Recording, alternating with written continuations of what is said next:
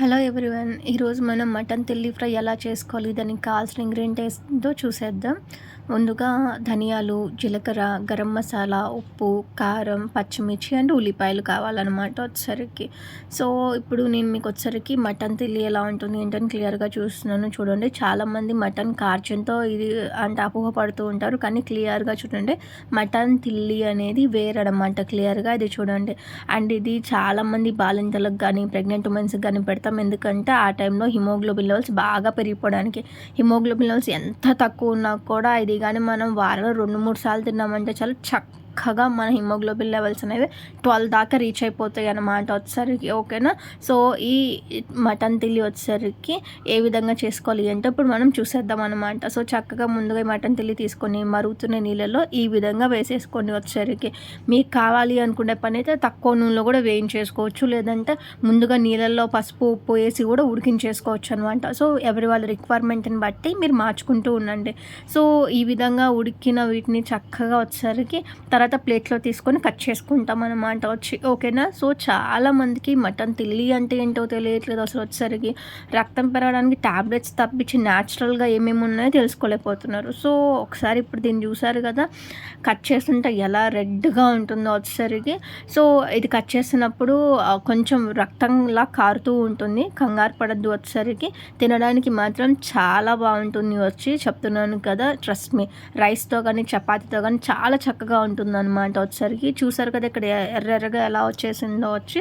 So చక్కగా ఇప్పుడు ఇలా కట్ చేసుకున్న ముక్కల్ని మనం వచ్చేసరికి మళ్ళీ మరో కడాయి తీసుకొని దాంట్లో ఒక 2 టేబుల్ స్పూన్స్ ఆయిల్ వేసేసుకొని దాంట్లో కొంచెం చక్కగా కట్ చేసిన ఉల్లిపాయ ముక్కలు వేసేసుకుంటాం అన్నమాట ఫస్ట్. సో ఇలా వేసుకున్న ఉల్లిపాయ ముక్కల్ని కొంచెం దూరగా వేయించుకున్న తర్వాత ఏంటంటే కొంచెం పచ్చిమిర్చి, అల్లం వెల్లుల్లిపాయ పేస్ట్ కూడా వేసుకుంటాం అన్నమాట వచ్చేసరికి. సో దీంట్లో చక్కగా చూసుకోండి, పచ్చిమిర్చి మొత్తం ఉల్లిపాయలు వేగిన తర్వాత వేసుకున్నాం మనం వచ్చేసరికి. దీని తర్వాత అల్లం వెల్లుల్లిపాయ పేస్ట్ కూడా వేసేసుకుంటున్నాం అన్నమాట వచ్చి. సో ఈ కూర అనేది వండడానికి ఎంత ఈజీగా ఉందో తినడానికి కూడా అంతే టేస్టీగా ఉంటుందన్నమాట. సో ఇప్పుడు కొంచెం పసుపు వేసేసుకున్నాం తర్వాత మనం వచ్చేసరికి తర్వాత ఒక్కరవ గరం మసాలా కూడా యాడ్ చేసేసుకుందాం ఇదే స్టేజ్లో వచ్చి. సో ఉప్పు, తర్వాత గరం మసాలా, పచ్చిమిర్చి, తర్వాత వచ్చేసరికి ఇవన్నీ వేసుకున్న తర్వాత చక్కగా ఒక మిక్సీ చేసేయండి మంచిగా. దీనికి వచ్చేసరికి అడుగంట నీకుంటా. దీని తర్వాత మనం వచ్చేసరికి ముందుగా కట్ చేసి పెట్టుకున్న మటన్ తిల్లి ముక్కల్ని వేయటం కానీ వచ్చేసరికి. సో ఈ విధంగా చేసుకుంటూ ఉండాలన్నమాట. సో చూస్తున్నారు కదా ఎంత చక్కగా మనం కర్రీ అనేది ప్రిపేర్ అయిపోతూ ఉందో వచ్చేసరికి. సో ఇదే విధంగా మీరు కూడా ఇంట్లో చిన్నపిల్లలు ఉన్న, పెద్దవాళ్ళు ఉన్న, బాలింతలు ఉన్న, రక్తం పెరగాలి అని అనుకునే పని అయితే మాత్రం ఈ కూరని కన్ఫామ్గా చేయండి. హాస్పిటల్లో నేను చాలామందిని చూస్తున్నాను, ఆడవాళ్ళు ముఖ్యంగా హిమోగ్లోబిన్ 6, 5, 4 ఈ రేంజ్లో వస్తున్నారు. సో దయచేసి ఈ కూరని చాలా సింపుల్గా మీ ఇంట్లోనే చేసుకొని హిమోగ్లోబిన్ లెవెల్స్ని పెంచుకోవడానికి ట్రై చేయండి. ఓకేనా. సో ఇప్పుడు ఈ విధంగా చక్కగా మటన్ తిల్లి ముక్కల్ని కట్ చేసుకున్న వాటిని వేసేసి మిక్స్ చేసేసుకుంటున్నాం మనం. సో దీని తర్వాత కొంచెం కారప్పొడి వేసేసుకుందాం.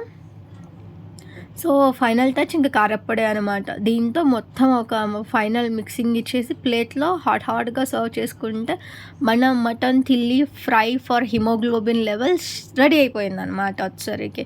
ఇంకెందుకు ఆలస్యం, మీరు కూడా మీ ఇళ్ళల్లో స్టార్ట్ చేసేయండి.